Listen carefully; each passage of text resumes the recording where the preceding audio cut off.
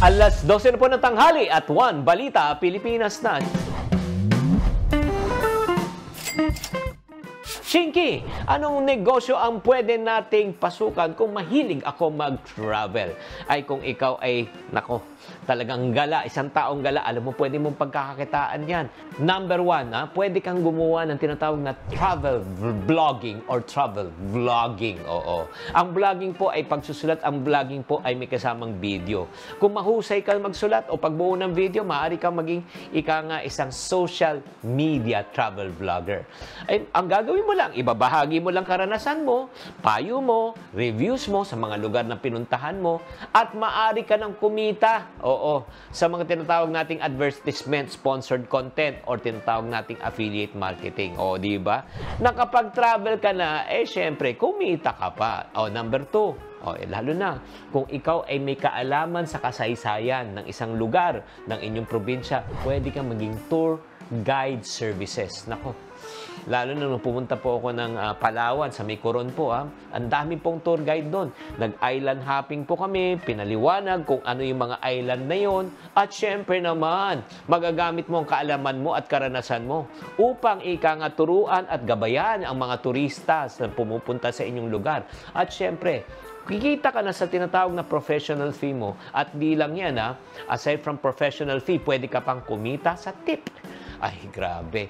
Alam nyo, mga kinikita ng mga tour guide niya, mahina na po 1,000 sa 2,000 sa isang araw. Mahina na po yan. O pangatlo, kung gusto mo talaga, pumasok ka na rin sa tinatawag nating travel agency. Diba? Ito yung magbibigay ng pagkakataon, parang ikaw naman yung mag-organize ng mga travel packages sa iba't ibang destination. Maaari ka mag-specialize sa anumang uri ng travel. Like for example, luxury travel, educational travel, ecotourism, adventure travel. Ay, grabe po. Napakadami po ng opportunity. At ito pa, isa pang maganda. Travel photography. Kung magaling ka sa photography, mahusay ka sa larangan ng pagtitake ng mga photos, maaari ka na magtayo ng negosyo. Ang gagawin mo lang, di ba, kukuha ka ng kontrata, pagkatapos yan, pipicturean yung mga places, yung mga hotels, di ba? At the same time, yung mga turista, alam mo, kagandahan po niya, ang problema ng mga turista, wala pong kumukuha ng kanilang mga pictures. Kaya kung ikaw mismo, isang professional photographer, sabi mo, sasamahan ko kayo. Ako ang kukuha ng picture all the way. Ay, grabe naman. Ang laki ng pwede mong pagkakitaan. Lalo na kung makausap niyo na yung mga travel agencies or corporation, nakasama ka na rin sa package. At last but not the least, alam mo, pwede ka rin magpaupa. Lalo na kung may mga property kayo malapit sa mga tourist destination, pwede kang pag-Airbnb. Di ba? Paupahan nyo na mo yung mga kwarto nyo at mga lugar nyo at pwede nyo ng pagkakitaan. Sa mga ganitong negosyo, marami pong opportunity, lalo na sa mga taong naglalakbay. Alam mo kagandahan?